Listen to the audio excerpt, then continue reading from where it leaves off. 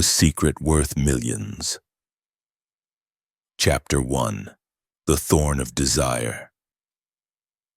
I am a father who discovered a secret about his child that changed everything. It did not come to me all at once. It crept into my life like smoke slipping under a door, slow at first, then filling every corner until I could no longer breathe. That day, the day it began, the summer sun was heavy over Birmingham, Alabama. The air pressed down on the houses like a weight, and the cicadas screamed in the trees. I sat on the porch of my brother's house watching the neighborhood kids run barefoot through the dust, when I noticed Naomi, my only daughter, looking out the window in a way that unsettled me. Her eyes were fixed, not on the children, but on the figure of a man walking up the path, Reverend Elijah Carter. Elijah was young for a preacher, tall and too handsome for his own good. His voice could move a room to tears. His smile could disarm the hardest heart. Folks in the community respected him. They said he was chosen. But when I looked at Naomi's face, I saw something that didn't belong to a child of 15. There was a softness in her gaze, a trembling in her hands as she held the curtain. And I saw for the first time the shadow of something I feared more than poverty or sickness. Desire. The Reverend greeted us with his usual warmth, shaking my hand, asking about the harvest, talking about the Lord's blessing on our family. Yet every word felt heavier than before. Naomi stepped onto the porch, and when his eyes found hers, the world seemed to pause. He spoke, but not to her, not directly. Still, I felt a charge in the air between them, like two wires sparking too close together. At night, when the house settled and the cicadas grew quiet, I lay awake with questions burning in my chest. Why did his voice echo longer in her memory than in the church? Why did she hum hymns with a secret smile as if she were carrying some hidden flame? I wanted to believe it was innocent, just the admiration of a young girl for a man of God. But something inside me whispered otherwise, and once that whisper began, it never left. Naomi's mother Ruth noticed too, though she said nothing. I caught her staring at Naomi, searching her face like one searches the horizon for storms. Ruth had lived long enough to know the signs of love before it was spoken. She told me once quietly, "A girl doesn't look at a preacher that way unless she's already chosen a road she shouldn't walk." I tried to silence her, to remind her Naomi was still a child. But Ruth's eyes told me she saw more than I wanted to admit. The Reverend kept coming. He brought food when times were lean, books when Naomi's hunger for reading outgrew what little we had, and prayers when Ruth fell ill. He filled the gaps in our lives, and we let him. But each visit left me uneasy. I would watch them from the corner of my eye, Naomi handing him a glass of sweet tea, their fingers brushing for an instant too long. Elijah turning a page in the Bible, his hand guiding hers as if she were learning letters for the first time. None of it was improper on the surface, but in the silence of those gestures I heard a story writing itself, a story that would not end clean. One evening after supper, I found Naomi outside, sitting on the back steps with the last of the sun falling on her face. I sat beside her. She did not look at me, only at the horizon. "What are you thinking about?" I asked. She answered too quickly. "Nothing, Daddy." Her voice cracked, betraying her. I pressed no further, for I was afraid of the answer. That night, Ruth whispered to me, "She's slipping away. If we don't guard her, she'll give her heart to a man who can never claim her." I wanted to believe Elijah's vow to God was stronger than Naomi's eyes, stronger than whatever heat stirred between them. But vows break, flesh is weak, and desire, once born, grows like wildfire. I told myself I was imagining things, that this was just a father's overprotective fear.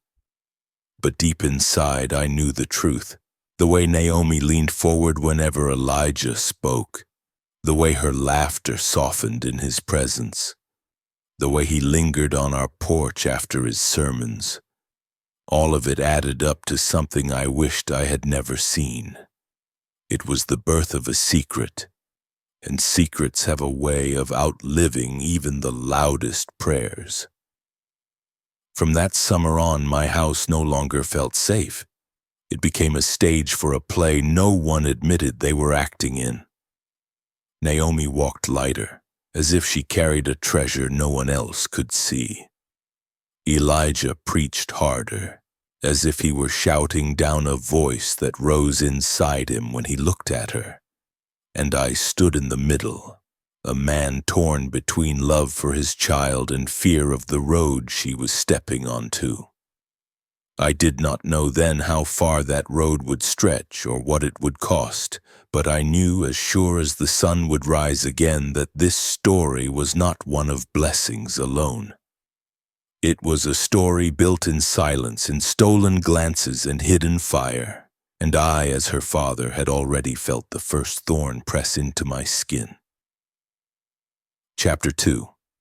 A Forbidden Seed. The summer of 1945 pressed down on Birmingham like a heavy quilt that no one could shake off. Days stretched long and slow, but beneath the surface something stirred restlessly. Naomi Johnson had grown taller, her face sharper, her eyes darker with thoughts no one could name. She had just turned 16, and the world began to treat her differently, though she wished sometimes it would leave her as a child. Yet in her silence she carried something stronger than childhood, an awakening she could neither control nor confess. Reverend Elijah Carter visited more often, always with a reason that seemed noble. He came with baskets of vegetables from the church garden, or with thick books borrowed from his private shelves, or simply to offer prayers when Ruth's cough grew worse.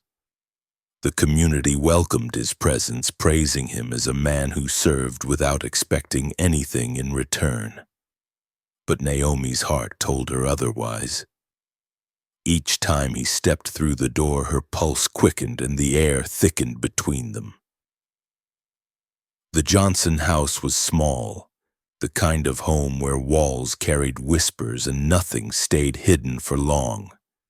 Her brothers noticed how Naomi lingered in the room when Elijah spoke, how she laughed softer in his presence. Ruth tried to distract her daughter with sewing, cooking, and church meetings, but Naomi's hands trembled at the needle, her eyes drifting to the door as though waiting for him. Ruth did not scold her, but there were nights she cried quietly, fearing the truth before it was written. For Naomi, the line between admiration and love blurred without her knowing when it happened. She told herself it was the sound of his sermons, how his voice reached into her chest and made her feel alive. But late at night, when she pressed her face into the pillow, it was not his words she remembered, but his hands turning the pages of the Bible, his eyes catching hers across the pews. She carried his image like a secret flame, warming her when she felt cold and burning her when she wished for peace. Elijah, for his part, tried to hide what stirred inside him. He had taken his vows with pride, believing he could keep his heart tethered to heaven. Yet every time he saw Naomi, something human pulled at him. He prayed longer, louder, asking God to cleanse the thoughts that kept returning. But even prayer can grow thin against desire. Sometimes when he left the Johnson home, he walked slower down the dusty road, forcing himself not to look back. Other times he did look back, and when he caught Naomi at the window watching him, he felt both shame and longing rise like a storm inside him. One evening, Samuel Brooks, a young steel worker with wide shoulders and rough hands, came by the Johnson house. He was a friend of Naomi's brothers, steady and honest, and he had noticed Naomi in the churchyard. While the boys laughed and swapped stories, Samuel stood apart, his eyes following Naomi as she carried a tray of sweet tea outside. He asked her a question, simple, harmless, but the way she lowered her eyes and tucked a strand of hair behind her ear told me something. She was a girl caught between two roads, one that promised safety and one that promised fire. I watched from the porch, my heart split open with worry. Samuel represented the kind of man a father could approve of, solid, dependable, able to provide. But Naomi's gaze never softened for him the way it did for Elijah. Even when Samuel spoke kindly, even when he offered to carry the heavy basket from the well, her eyes wandered to the horizon, waiting for the preacher who stirred her soul. That night Ruth confronted me. She said, "Our girl is already lost to him, can't you see? She's holding something in her heart that will ruin her." I wanted to argue, to tell her she was overthinking, but I had seen it too. Naomi walked through the house like someone carrying a secret treasure, guarding it carefully, even from herself. And Elijah, though he tried to stand tall in his righteousness, was a man fighting a battle he was already losing. The seed of something forbidden had been planted. You could feel it in the way Naomi lingered in the pews after church, pretending to arrange hymn books so she could hear his footsteps approach. You could see it in the way Elijah avoided her eyes too quickly, as though to meet them would set the world aflame. You could hear it in the silence of our home after he left, when Naomi would sit at the table, her lips curved in a private smile, while Ruth's face turned gray with fear. No one spoke of it aloud, not yet. The community saw only a preacher tending to his flock, a girl growing into womanhood, a family grateful for kindness. But under the weight of that silence, something dangerous grew. It was like a vine creeping up the side of the house. Silent at first, beautiful even, but destined to crack the wood and pull it down. As her father, I wished I could stop it. I wished I could pull that seed from her chest before it took root. But secrets once planted do not die easily. They grow in the dark, watered by silence, and by the time the world sees them, it is already too late. That summer, every visit from Elijah felt like both a blessing and a curse. Each gift he brought, books, prayers, baskets of food, felt heavier than gold. And every look between him and Naomi was another stone laid on the road they were building, a road that none of us could turn away from, no matter how much we prayed. Chapter 3. The Weight of Choices. By the time Naomi turned 18, the Johnson household had shifted in ways no one wanted to admit. The girl who once played hopscotch in the yard now carried herself with a quiet grace that drew stares wherever she went. Neighbors whispered, some out of jealousy, some out of suspicion. They saw the way Reverend Elijah Carter's eyes found her in the crowd. Even when his sermons filled the church with fire, they saw the way she lingered after service, her hands folded, her lips parted as if waiting for more than just a blessing. But life in Birmingham was practical, harsh, and unforgiving. Dreams could not feed a family, and whispers could break reputations.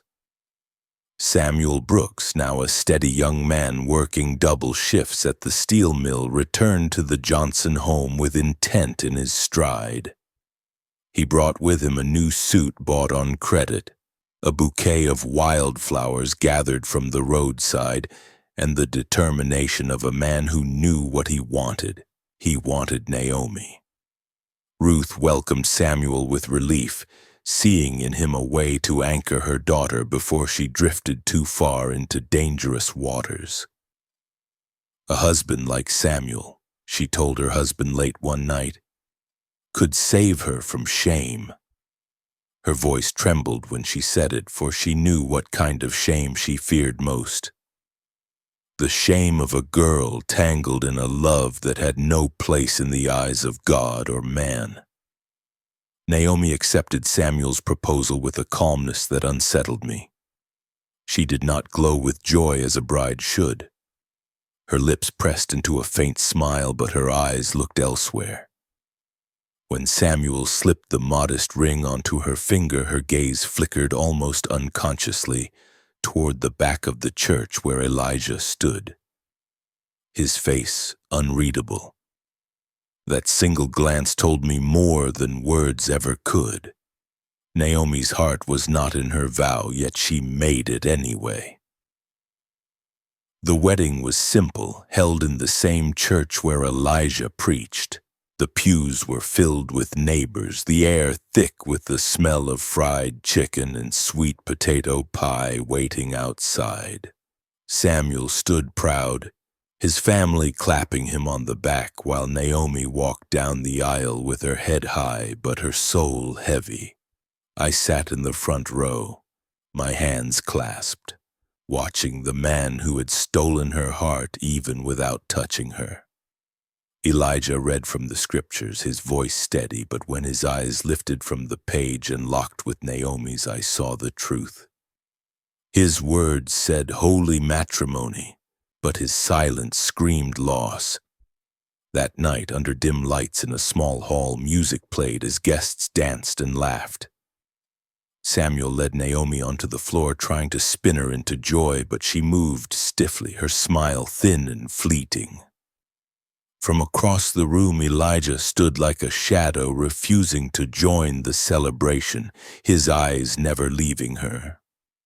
I saw it all, the way Samuel's pride swelled, the way Naomi's spirit withered, the way Elijah's silence filled the room louder than the band. It was a triangle of fate, and no one had the courage to break it. In the weeks that followed, Naomi settled into marriage as though it were a job she had not applied for but was forced to keep. Samuel provided faithfully. He rose early for the mill, brought home his paycheck, and spoke of building a better future. He was not unkind, yet his touch never reached her heart. Naomi cooked, cleaned, and kept her face composed, but in the stillness of night, when Samuel fell asleep with exhaustion, she lay awake, staring at the ceiling, listening for the echo of a voice that was not her husband's. She tried to bury her longing, but longing does not die. It waits. Every Sunday when she sat in the pew beside Samuel, she felt Elijah's voice wash over her. She told herself it was the word of God that stirred her. But deep inside she knew it was not scripture that set her heart racing, but the man who spoke it. Elijah avoided her gaze as much as he could, but sometimes their eyes met, and in that fleeting second, Naomi felt both alive and damned. The choice she had made weighed heavy, pressing on her chest like a stone. Samuel was the path of duty, the one her parents trusted, the one the world approved. But Elijah was the fire that consumed her, the secret that both thrilled and destroyed her. She walked between those two truths every day, her steps careful, her smile practiced, her heart torn. I watched my daughter slip further into silence, and I feared the silence more than words. Silence meant she carried a storm inside her, one that would one day break. And storms, once broken, do not choose where they fall. They take houses, they take lives, they take souls. I wanted to believe she would grow into love for Samuel. That time would soften her heart and tame her fire. But Naomi's eyes betrayed her. They never rested on Samuel the way they rested on Elijah. They never softened at the sound of her husband's voice the way they trembled at the preacher's. It was a truth unspoken, but truths unspoken have a way of writing themselves in louder ink. The weight of her choice pressed down, but the story did not stop there. For love denied often finds a way to return, sharper and stronger in moments least expected. And I knew even then that Naomi's vows would not be the final word. They were only the beginning of a deeper struggle, one that would carve scars none of us could escape. Chapter 4. Fire in the Shadows. The first months of Naomi's marriage slipped by like smoke. Samuel Brooks worked himself tired at the steel mill, leaving before the sun rose and returning after it fell. He carried the smell of iron and sweat into the house, proud of the coins he placed in Naomi's hands every Friday. He spoke of saving for a car, of one day building a bigger home, of children who would carry his name. But Naomi listened with her eyes far away, nodding politely, her thoughts elsewhere. The small house they shared felt like a cage. Samuel was not cruel, yet his presence filled the air with silence. He treated Naomi with a kind of ownership rather than love, as though marriage was another chore to complete. He wanted her body, but never asked for her mind or heart. At night, when he fell into bed exhausted, Naomi turned her face to the wall, her eyes open long into the dark. She carried a hunger Samuel could not see, a fire he could not touch. It was in those quiet evenings that Elijah Carter returned, first as a pastor tending to his flock. He came with verses on his lips, with food for the table, with words meant to encourage. But the more he visited, the more his voice trembled when he spoke to Naomi. He sat at the kitchen table, Bible open, yet his eyes drifted toward her hands as she kneaded bread or stirred stew. Naomi avoided looking at him too long, but her body betrayed her. The way her breath caught when he entered, the way her fingers tightened around the spoon, the way her heart raced when their eyes met. One evening, a storm rolled over Birmingham. Rain hammered the tin roof, lightning cut the sky into pieces, and Samuel was still at the mill working late.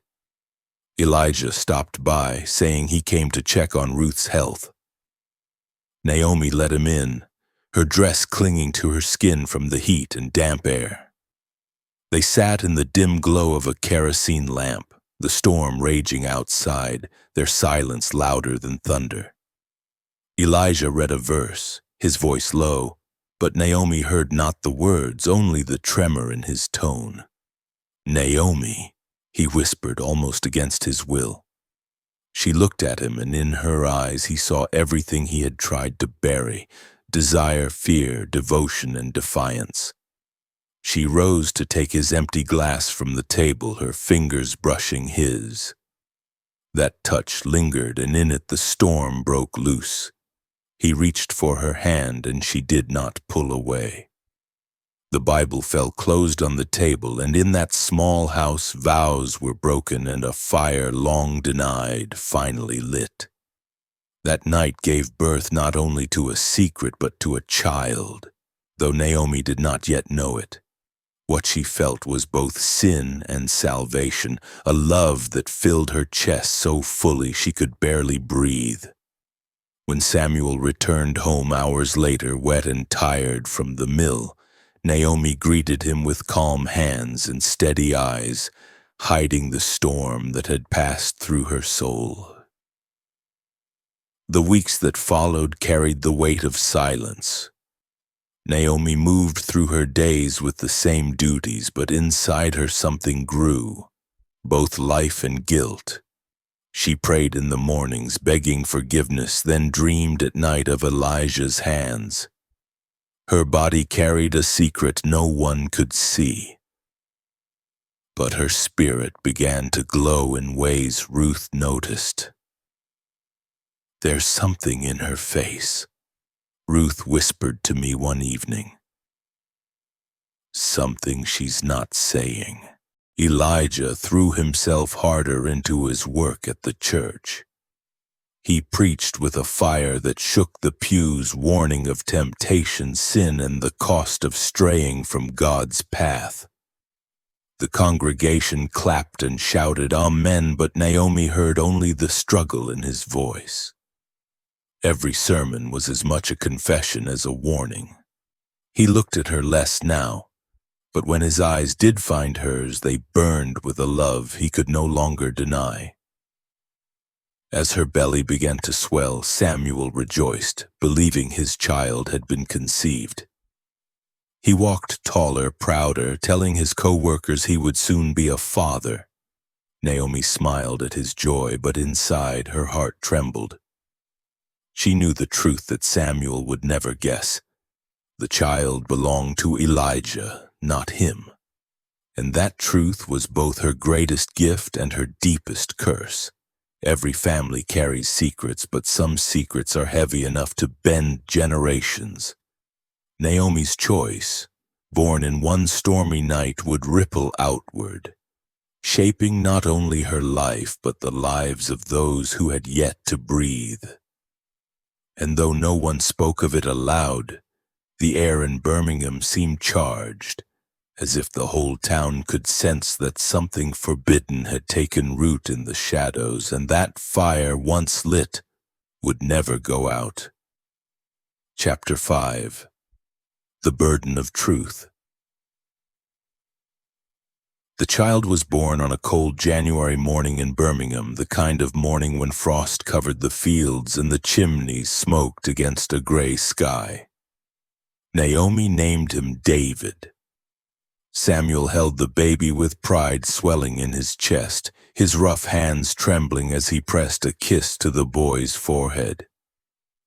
He declared to anyone who would listen that this was his son, his blood, his blessing. Neighbors came by to see the newborn, bringing casseroles and quilts, their voices filled with congratulations. To them it was a simple joy. Another child brought into the world, another branch added to a family tree. But Naomi knew better. She looked into David's dark eyes and saw not Samuel but Elijah. The shape of his mouth, the way his small fingers curled, the depth in his stare, it was all too familiar. Every time she nursed him, every time she rocked him to sleep, she felt both love and guilt pressing into her chest. She prayed over him quietly, asking God to forgive her, asking him to keep the truth buried. Yet secrets have a way of whispering even when no one speaks them aloud. David grew into a boy with a gentle spirit. He did not fight like his cousins, did not chase after trouble in the dusty streets. Instead, he stayed close to Naomi, asking endless questions, his mind sharp, his heart tender. He loved the church, the hymns, the stories of sacrifice and redemption. At only 10 years old, he told his mother he wanted to be a preacher one day. Naomi's hands froze when she heard it, and tears welled in her eyes before she could stop them. The thought of her son walking the same path as his real father felt like both punishment and prophecy. Samuel encouraged the boy's dreams, proud of his quiet wisdom. "That's my son," he would say with a wide grin. "Got his head on straight, got his eyes on the Lord." He had no reason to doubt, no shadow of suspicion clouding his heart. But Naomi carried the truth alone. The truth that the boy Samuel called his own was tied by blood to the man who still stood behind the pulpit each Sunday. Elijah avoided lingering near the child, though the likeness was clear. He shook David's hand, patted his shoulder, spoke kind words, but his eyes betrayed him. In those eyes, Naomi saw a father's pride chained down by guilt. More than once, when no one was watching, Elijah's gaze lingered on the boy too long. And in that silent exchange, Naomi felt her secret throb like an open wound.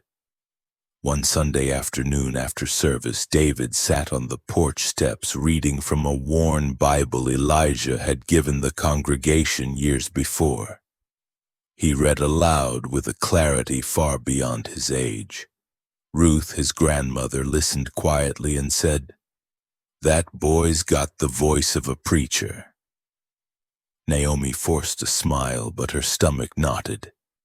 The family thought it was a blessing, but to Naomi it felt like a mirror reflecting her sin back at her. The older David grew, the heavier Naomi's burden became. Every laugh, every prayer, every word that fell from his lips reminded her of Elijah. At night, when Samuel slept soundly beside her, Naomi lay awake listening to the boy breathe in the next room, her mind torn between pride and dread. She wanted to protect him, to shield him from the truth of his bloodline. But she also feared what would happen if he ever discovered it himself. Whispers began in the community, as whispers always do. Folks said the boy had the preacher's eyes, the preacher's calm way of speaking. Some brushed it off as coincidence, others let the thought hang in the air, unspoken but understood. Naomi heard it all, every murmur, every passing glance, and each one pressed deeper into her soul. She tried to hold her head high, but inside she felt like a woman carrying a ticking clock, each second louder, each moment closer to an explosion. One evening, David climbed into Naomi's lap, though he was nearly too big for it now. "Mama," he said softly, "why do I feel like I belong to something bigger than myself? Like I'm here for something special?" Naomi's throat tightened. She kissed his forehead and whispered, "Because you are, baby, you are chosen." But inside she felt the words turn against her. Chosen for what? Chosen by whom? She could not answer even for herself. The truth lived between Naomi and Elijah like a ghost. It haunted their silences, their glances, their prayers. Samuel never saw it, never felt the shadow in his home. He believed his life was whole, his family unbroken, his son a blessing. But Naomi knew one day the truth would demand a voice, and when it spoke, it would not only break her, it would tear apart everyone who carried her name. The burden of truth is heavier than lies, for lies can be forgotten in time, but truth grows stronger in silence. Naomi felt that weight every day as she watched her son grow, as she watched Elijah preach, as she lay beside a man who never knew the truth. She knew the day would come when silence would no longer protect them, and when that day came, love and sin, duty and desire, faith and fire would all collide, leaving nothing untouched. Chapter 6. The Fall of a Son. When David turned 21, the air in Birmingham carried a sense of pride and fear all at once. He was no longer a boy sitting on the porch with his Bible. He was a man, tall and steady, with the same calm presence that had once drawn Naomi to Elijah. People whispered about him the way they whispered about Elijah in his youth. They said David had a calling, that his words carried weight even before he entered the seminary. The congregation loved him. Children followed him after church. Old women pressed coins into his hand, telling him he was blessed. Naomi watched with trembling hands. Every step her son took toward the pulpit felt like another rope tightening around her chest. She wanted to be proud, and in truth she was, but the shadow of his bloodline darkened every joy. Each time he spoke about sacrifice, she remembered the night that had created him. Each time he lifted his hands to pray, she saw Elijah's hands instead. She loved her son with every breath in her body, yet she feared what destiny was leading him into. Samuel beamed with pride. "That's my boy," he told anyone who would listen. "Going to be a preacher, carrying on the Lord's work." He had no reason to doubt, no reason to question the resemblance that grew sharper with age. Naomi envied him for that blindness, for the peace of believing a lie that felt like truth. Elijah had risen by then to the rank of bishop, a man of authority, dressed in fine robes, his name known beyond Alabama. But when he looked at David, he saw not just a promising young man, but his own son. He hid it well before others, but Naomi could see it in the way his voice broke when he blessed David at the altar, the way his eyes watered when he spoke of God's children. David entered the seminary with fire in his heart. Letters came home filled with words about faith, about serving the poor, about changing lives. Naomi read them at the kitchen table, tears falling on the pages. She wanted to write back and say, "Turn away, my son. This path will cost you everything."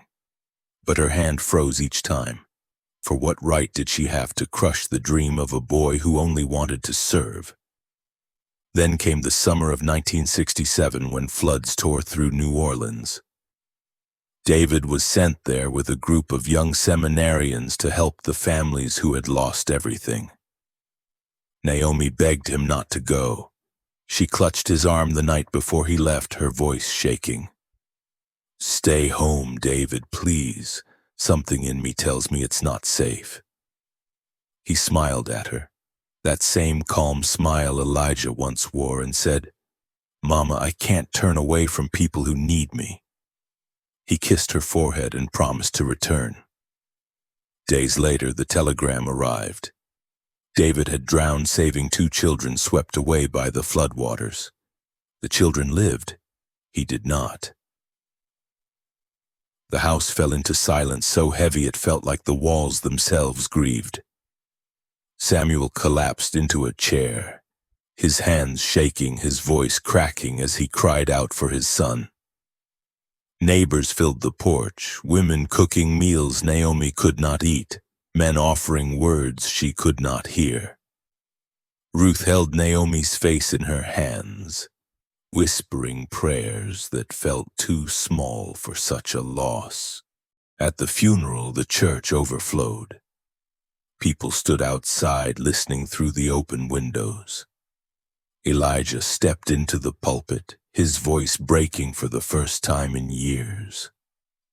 He spoke of sacrifice, of love greater than fear, of a young man who had given his life for others. But when his eyes met Naomi's, the truth passed between them like a secret spoken aloud. He was not just mourning a young preacher, he was mourning his son. Naomi sat in the front pew, her black veil trembling as she wept. She wanted to scream, to tear open the silence and shout the truth, that the boy everyone called Samuel's son was born of a forbidden love, and that the man speaking over his coffin was his true father. But she said nothing.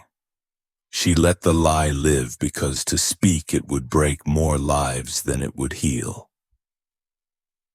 Samuel placed his arm around her shoulders, whispering, "He was the best of us, Naomi, the best of us." She leaned into him, carrying the unbearable weight of knowing that while Samuel had lost a son, Elijah had lost himself. Grief is a fire that leaves nothing untouched. Naomi carried it in her chest. Elijah carried it in his eyes, and Samuel carried it in the hollow sound of his voice. David's death was not only the end of a life. It was the moment when secrets screamed without words, when love and sin proved they could bear fruit but never last. From that day on, Naomi knew she had paid the price for one night of passion. And though the world praised David as a martyr, a saint, a chosen one, she alone knew the truth of the blood that had carried him into this world, and the blood that had carried him out. Chapter 7. The Song of Thorns. Naomi's world slowed after David's funeral. Days bled into nights without meaning, and the air in Birmingham seemed thicker, as if grief itself had settled over the city. She walked through her small house like a shadow, completing tasks out of habit but without life behind her movements. Samuel spoke less, his pride broken, his back bent under the sorrow of a father who believed his bloodline had been cut short. Naomi carried her grief in silence, but her silence was different.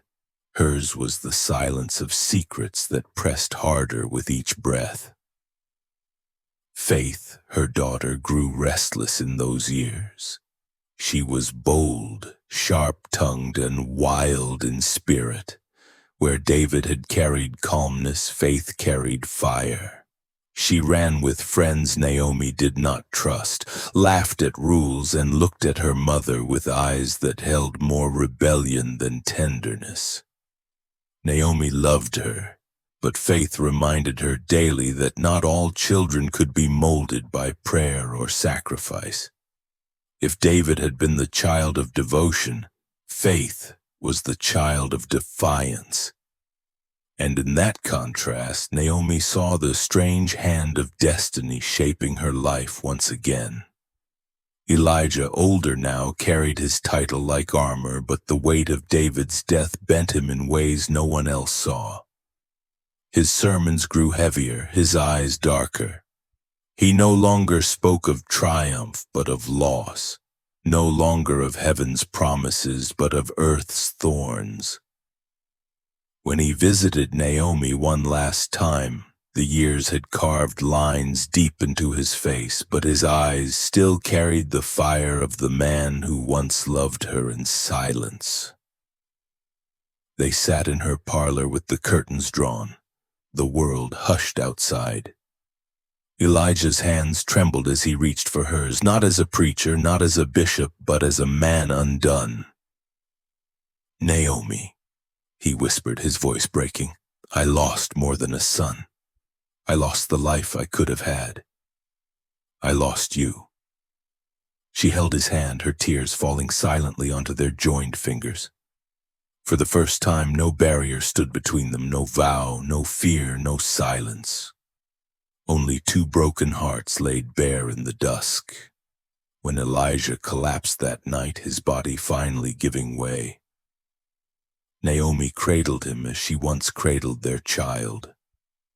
He died in her arms, not with the pride of a bishop, but with the surrender of a man who had loved only once and carried that love as both gift and curse.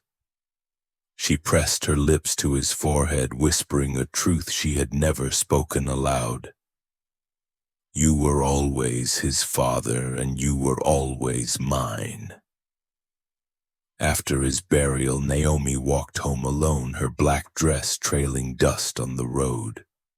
She felt lighter and heavier all at once, lighter because the secret no longer clawed at her in silence, heavier because she was the only one left to carry its full weight. Samuel never knew. Faith would never be told. The truth lived only in her heart, and perhaps that was the cruelest fate of all. Years rolled forward. Samuel passed quietly in his sleep, never questioning the son who bore another man's face. Faith wandered far from home, chasing a life of her own choosing, untethered and untamed. Naomi remained, the old house her only companion, her days filled with memory. In the quiet evenings when the sun bled red over Alabama fields, she sat on the porch and listened to the sound of the wind through the trees. Sometimes it carried with it the echo of David's laughter. Sometimes the deep timbre of Elijah's sermon, sometimes the whisper of her own name spoken in love. And in those moments Naomi remembered the old saying about the bird that sings only once, the bird that throws itself against the thorns to produce a song more beautiful than any other, even though it dies in the effort. She knew now she had been that bird. Her song was love, forbidden yet pure, a song that had cost her a son, a husband's trust, a preacher's soul. It had left her bleeding, but it had also made her life a hymn no silence could erase. Naomi closed her eyes and let the memory wash over her. The song had been sung, the thorns had done their work, and though the world would never know its full melody, she carried it inside her until her last breath. In the stillness of her final years, she understood what she had always feared, that true love does not come without pain, and true beauty does not live without sacrifice. The song of her life had been written in thorns, and though it ended in sorrow, it had been worth every note. Chapter 8. Mercy in the Ashes. Years moved over Birmingham like slow water smoothing a stone. The mill whistles quieted, children grew tall, and the old wood houses leaned a little more each summer. Naomi lived alone now. The rooms held the soft sounds of a life folded up and put away, teacups on saucers, a quilt on the back of a chair, a Bible open to pages worn thin by fingers and tears. The yard carried the smell of cut grass and hot dust. Cicadas droned like clockwork. Evening light slid across the porch boards and pooled at her feet like a shallow lake of fire. Faith drifted in and out of town the way a restless wind circles a field and never settles. She had chased noise and neon, first in Atlanta, then in Detroit, then back again. Her laugh was loud, her words sharp, but her eyes showed a kind of tired only grown women carry. She visited one August afternoon with the heat thick enough to bend breath. She came with a suitcase, a chipped smile, and a silence that would not explain itself. "Your room's still your room," Naomi said, standing in the doorway. Faith nodded, set the suitcase down, and walked into the kitchen like she was stepping into a memory that hurt. They ate cornbread and greens in quiet. The ticking clock worked hard to fill the space between them. Later, when thunder far off rolled over the ridge, Faith stood by the sink and spoke like a woman deciding her own sentence. "I messed up," she said. "I got in with the wrong man, wrong crowd. I thought I was bigger than the rules. Turns out rules are bigger than me." She pressed a hand to her stomach without looking down. "I might be pregnant. I don't even know what I want." Naomi set her glass down. Her face did not move, but her eyes did. "You're home," she said. "You're safe." The words were simple, and they carried both truth and all the weight of a life spent paying for choices that could not be undone. That night the storm reached them.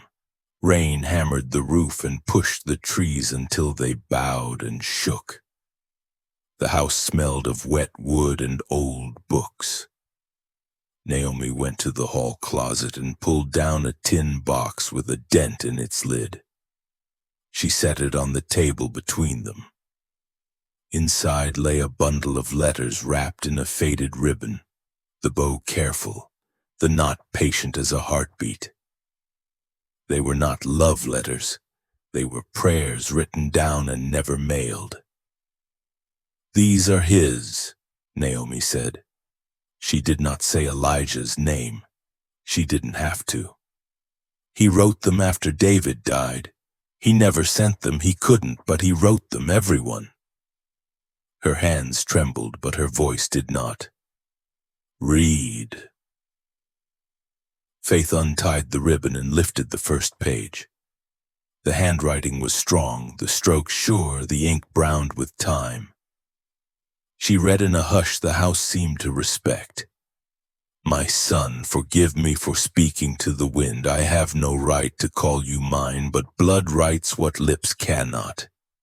You gave your life the way I never gave mine, whole.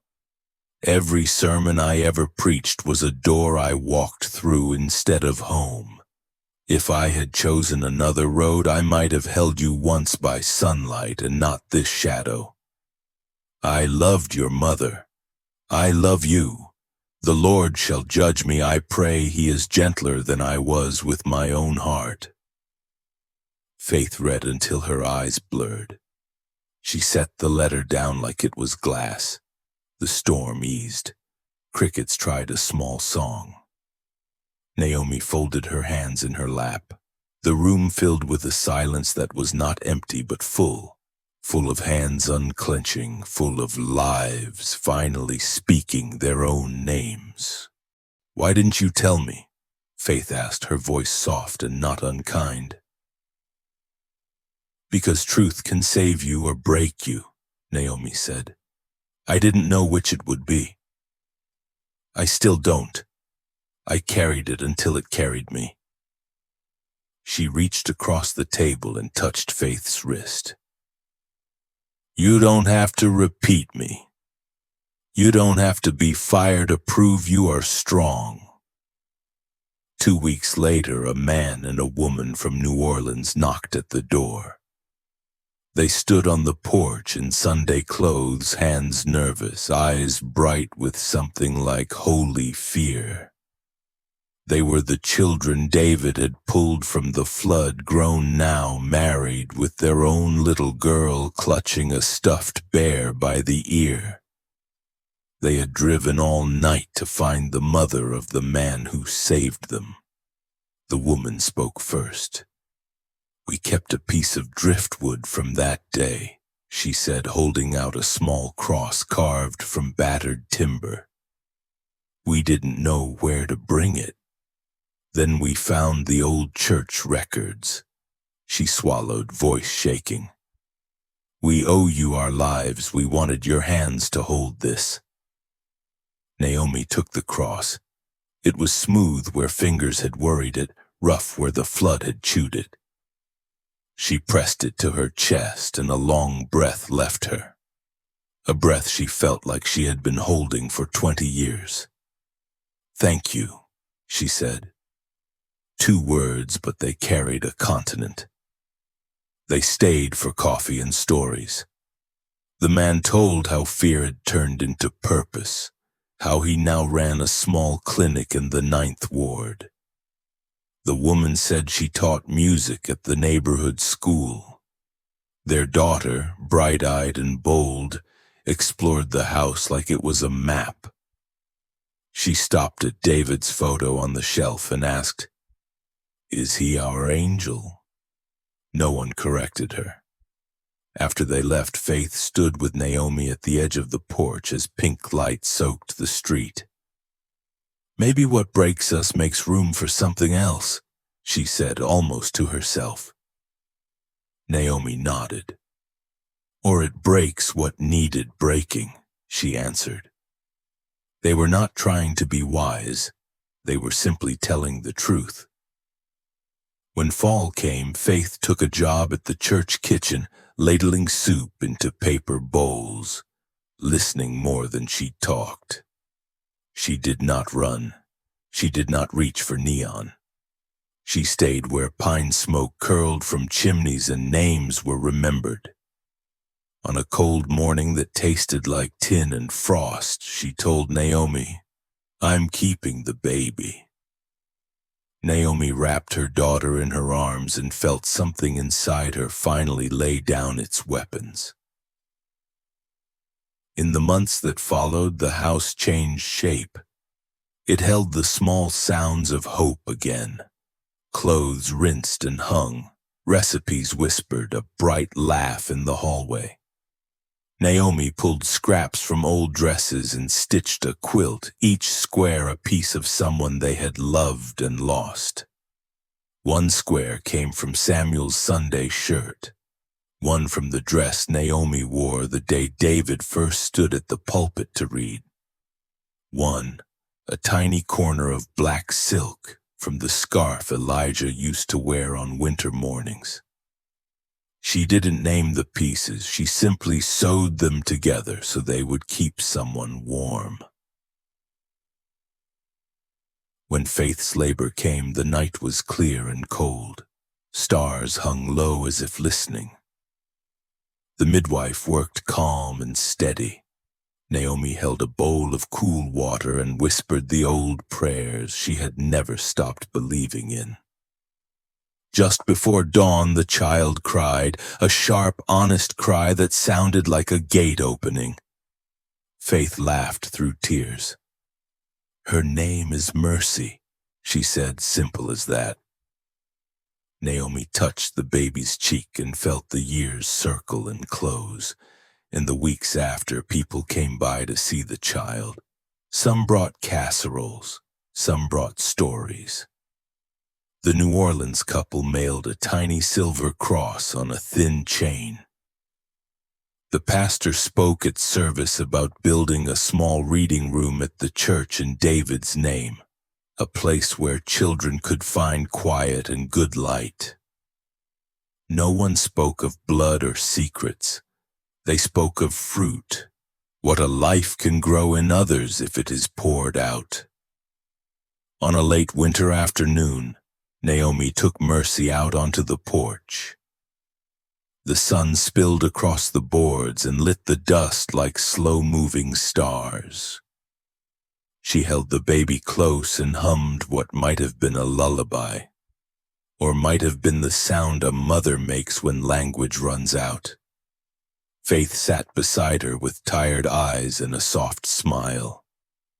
The road out front shone like a long ribbon pulled tight between past and future. "Do you ever wish you could go back and fix it?" Faith asked. Naomi watched a sparrow hop along the railing, small feet clicking wood. "I wish I could go back and tell the girl I was that love is a blade and a bandage," she said. "I would tell her to count the cost with both hands. Then I would tell her that some songs are worth the thorn if you can live with the scar." The baby sighed and slept. The light thinned. Somewhere down the block a radio played a slow hymn, the kind that sounds like a river talking to stones. Naomi closed her eyes and let the sound carry her. She felt the old ache, but it did not own her now. It moved through her like weather, leaving behind air she could breathe. When the first stars opened, Naomi lifted the driftwood cross and set it on the rail. Wind touched it and passed on. "Ashes and amen," she said, and the words did not taste like ending. They tasted like bread. That night, when the house settled and the clock found its quiet pace, Naomi stood in the doorway and watched Faith sleep with Mercy on her chest. For a long time she did nothing but stand and breathe. Then she turned out the lamp and went to her own room. The quilt she had sewn lay across the bed, a map of pain redeemed, a warm country made from broken cloth.